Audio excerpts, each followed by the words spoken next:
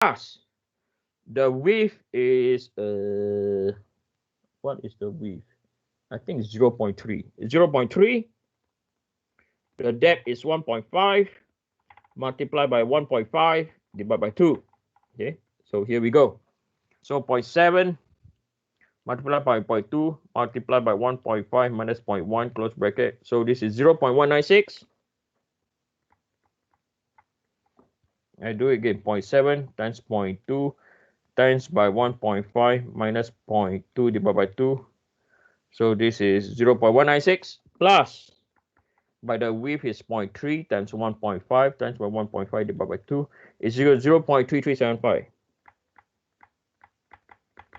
So this is equal to 0.196 plus by 0.3375. Okay, 0.196 by 0.3375 is equal to 0.5335. Okay, so now we plug in to find the shear stress at point C is equal to V over I. Q is equal to 0.5335 divided by the thickness, which is equal to 0.3. So this is equal to 0.5335 divided by 0.3 is equal to 1.778 V over I. Oh, should you guys can't see, should tell me, okay? My bad. Can you see that? Right? Can you see that, please? Okay. So that is the thing. If fundamentally it is right, whether you, I want you all to have this confidence. Okay. I realize that this course you need to have confidence. Okay. Without the confidence, you have doubt, and with the doubt, yeah, it's not going to help. Okay. So what I've just shown, okay, if it's fundamentally sound, whether you take from the top or from the bottom, the results has to be the what? The same. Are we clear? Okay, questions, anyone? Okay, question, anyone, please? Sir, I just had a question about the wide flange.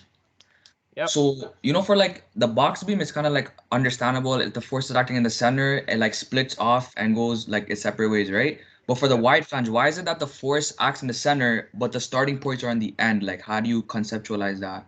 Yeah, can't you see what I've done on this diagram down here? I No, cover the no, no, top. no. For this, I understand. But I'm talking about like the first slide, the first page that you had, the one Yeah. with the where you first introduced the wide flange. How is it that the starting point start on the edge? Like, how do you conceptualize that? Like, for the box beam, it starts from the center because it's acting on center. But for the Yep. wide flange, why does it start on the ends?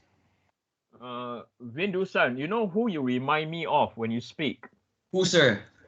Dr. Shankar. Is that a good thing or a bad thing? Both of you sound alike.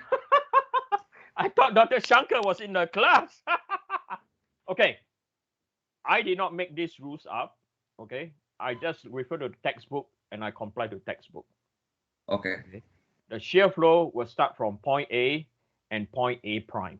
That is where is the start point when it is a wide flange. Okay, I just like what you say, just obey the rules. Yeah. I read from textbooks, and that's how they derive. Okay, All right. Cool. okay. So I'm just obeying the rules.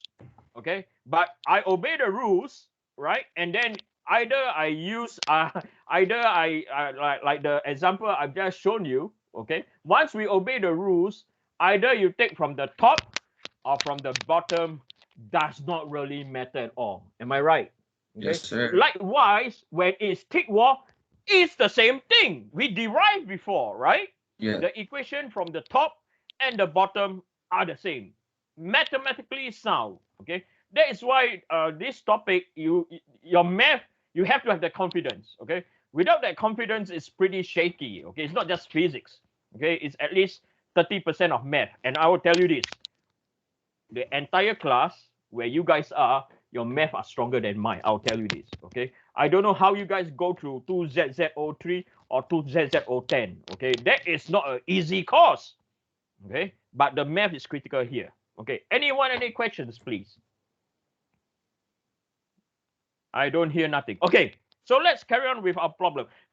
This is just one mix, okay? Later on, I'll make, we don't talk about 2ZZ03. Oh my God.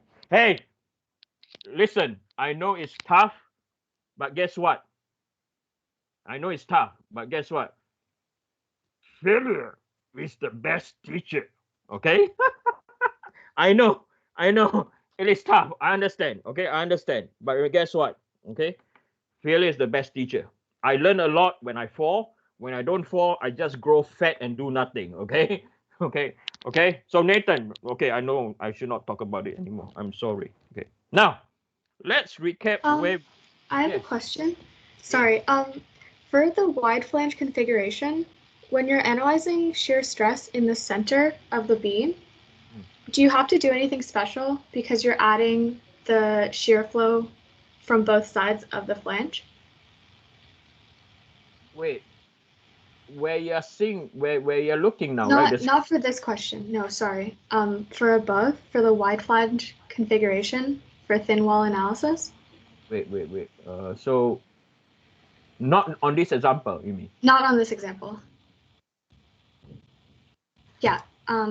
So for this configuration, there's do you do anything special because you're summing Q1 and Q2 No, in the center? you do nothing special. The Q is just basically the okay. I like that question, man. So if we look at the formula, is shear is equal to VQ over IT. Yes or no? Yeah. The shear flow is going to tell you what first moment of area to use and whether down here do you need to put a 2 or no. Does that make sense? Yeah, it does. Right? So the Q, whether is it wide flange, whether is it thin wall and thick wall, the Q is the same. You No, see I'm that? sorry. I don't mean the first moment of area. I mean Yeah. the shear flow. Yeah, the shear flow, right? So if we look low, even though the shear flow now is VQ over I, right? Yeah. The Q is the one that will be affected, yes or no?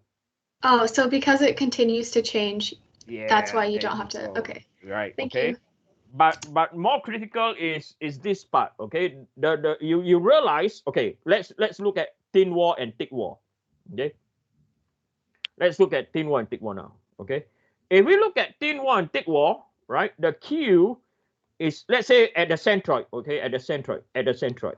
Okay. We're going to consider the centroid. So we realize that the shear stress is equal to, at the centroid, the shear flow is equal to VQ over what? I. Question for you guys. The thin wall and thick wall, the shear flow, the Q, okay, the Q over here, the area to be considered is very similar. Yes or no? There's no difference, right? And the thickness is also, the thickness that we take is this thickness over here. And the thickness that we do is also what? Thickness. That thickness that we look at, right? So there are, remember what I told you guys, right? There are some what? Similarities. The difference is when I want to find the shear stress at where? Alpha. This is where the difference comes. Okay? I know this is the first time you're seeing this. It takes a while to sink in. Okay, I will make sure that when there is when there is when there is when there is what when you guys do your homework, I'll pick examples that you can see this better. Okay, right. So where we are now. So now we know. Okay, so let's go to the next page. Okay. So next page means this page. Okay. So we are aware now that the shear stress. Let me also copy the diagram, or not everyone get lost, and I'm also as lost as anything else. Okay. So I'm going to copy.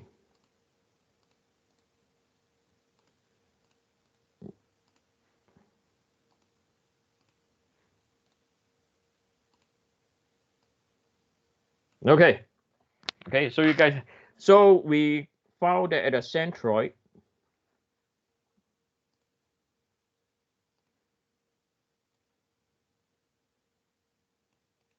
Okay. So we look at this and we found that this is our centroid. Right? So we know at point B, our value is equal to our value is equal to 0.98 B over I. Then at point A is also 0.98 B over I. Okay. And over here, we found that the C at the centroid, it is what? 1.7783.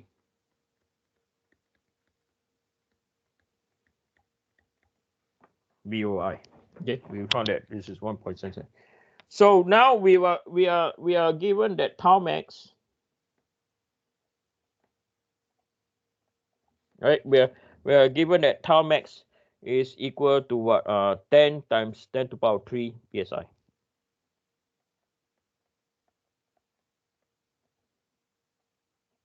Okay. Now, question for you guys: where is tau max going to be at? Anyone? Is it point A, point B, or point C? Anyone? At the centroid? Yeah, at the centroid. Nathan, you're alive. Barely. Hey, don't worry about it. Okay. You did your best, Nathan. Yes or no? I tried, sir. Hey, there are a lot of things that I failed in my life. Okay, a lot. Okay, like my marriage. I'll tell you my first marriage. The most important thing is this: if you've done your very best, and you have done like you give your best shot, okay, there's no regrets. Okay, I know some students will pass. Whatever, don't compare. Nathan, you are unique and you are beautiful. Okay, Nathan. Okay. The rest, screw it, man. Okay. Oh shit, it's recorded again. Sorry. So now, so we know that point C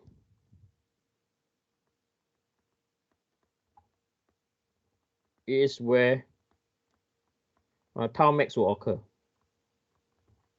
And why is that? Because we apply rule number 1, right?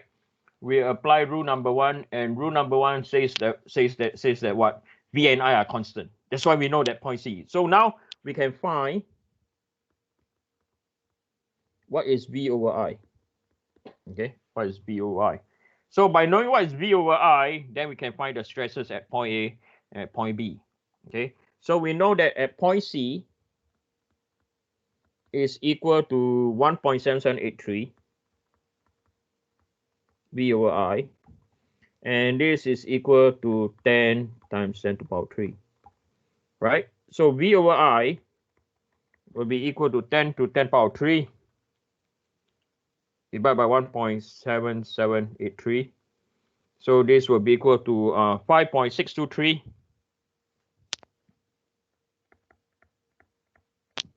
Okay, times 10 to the power 3 and times 10 to the power 3. And the units is in Newton per meter 4. Okay, so we also know that the stress at point B is also the same at the stress at point A. So this will be equal to 0.98 multiplied by 5.623 times 10 to the power 3. Okay, so 0.98 623 power 3. So the stresses is 5.510 or 5.511